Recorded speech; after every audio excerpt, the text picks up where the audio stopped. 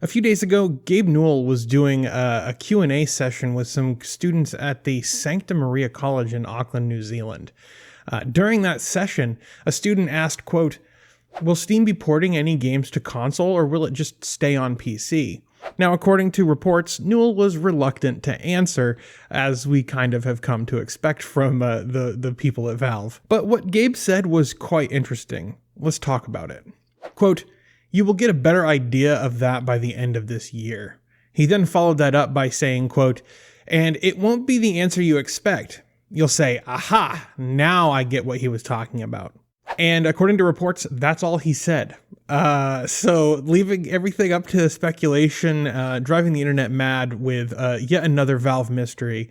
Now, obviously, he was very cagey here, but let's take a moment and actually talk about like what this could potentially mean, because I think this is actually quite interesting. So for the last 4 years, Valve have been working on this technology called Proton, which allows Windows games to be played on Linux. It's not perfect. Not every game works completely 100% out of the box, but a good percentage of the games on Steam actually do work great through Proton. Proton is actually based on an open source technology called Wine, which stands for Wine is not an emulator. It's a recursive acronym, which is something that the open source community is notorious for doing. But they've been doing this for 4 years, as I said, and the question is, why? Linux adoption, at least according to the Steam survey, has pretty much remained steady. It never really cracked even 3% on the Steam hardware survey. So, with the total number of Steam users out there, why would Valve be developing a technology like Proton for like 2 million, 3 million, 4 million users, which accounts for just a small sliver of the total Steam user base? The idea of Valve developing Proton as its own standalone thing just kind of seems like a fruitless endeavor, doesn't it?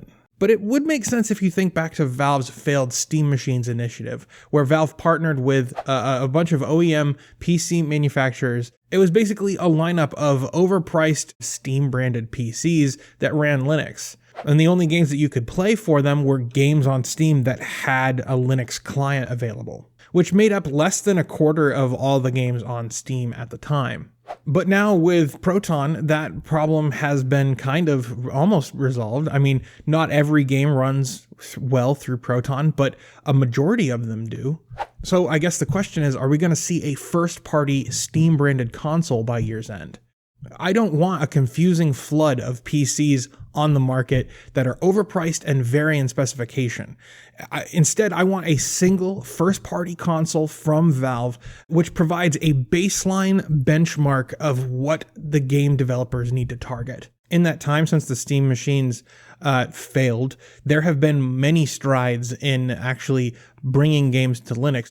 Proton, Vulkan, but even Google Stadia and whatever the hell Amazon is going to be doing here. These are game developers actually putting their games on Linux, or at least making them available through Proton.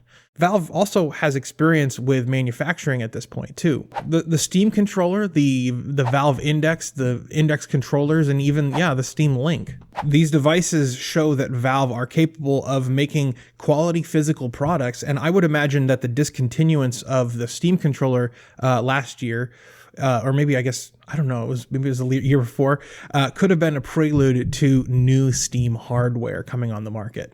And then there's the whole SteamVR Proton bridge. Basically, it allows SteamVR to run natively on your Linux system while also playing a Windows VR title. This gives you more performance in SteamVR, which is where every bit of performance matters, right? Maybe one might speculate that they're working on some kind of all-in-one SteamVR powered headset to compete with Oculus. One can hope anyway. Now, the consensus seems to be that Valve are going to partner with, existing console vendors in order to bring Steam to those platforms. I find that to be totally unreasonable. I mean, maybe Microsoft would be willing to allow Steam to sell games on the Xbox, but I don't see Valve wanting to do that. Perhaps what might be more likely, if conventional wisdom is to be believed at this point, is that Half-Life Alyx will make an appearance on PlayStation VR with the new PSVR hardware that's coming out for PlayStation 5. I could see that happening, but I really don't see Steam coming to consoles anytime soon. It doesn't seem like that's where Valve wants to be heading, and it doesn't seem like console manufacturers want to allow that. It might make a little bit of sense because, you know, PlayStation and Xbox are on x86 hardware, but it definitely won't happen with the Switch. I really don't see it happening with PlayStation or Xbox. I don't know. But I don't know. I'd love to know what you guys think about this. What do you think Valve is teasing here with this Q&A session? Let me know down in the comments. I'd love to hear from you guys. Right now, there is actually a video that's exclusive to YouTube members and patrons. If you're already a YouTube member, you can check out the community tab here on YouTube. If you're a patron, check out your Patreon feed. You'll see the video there. Yeah, we're talking about the future of this channel, and it's pretty interesting. I hope you guys take a look at it. I can't wait to hear what you have to say. Before we go, I want to give a special shout out to Mitchell Valentino. Mitchell, my dude, your support is truly appreciated. Mitchell is one of my top tier Singularity members over on Patreon. If you believe in the work that I do and you want to help support this show, you could help the show by becoming a member on Patreon or becoming a member here on YouTube. It all helps. And depending on what tier you subscribe at, you'll get your name listed over here as well. Thank you so much for watching. I hope you all have a blessed day, and I will see you in the next one. Bye for now.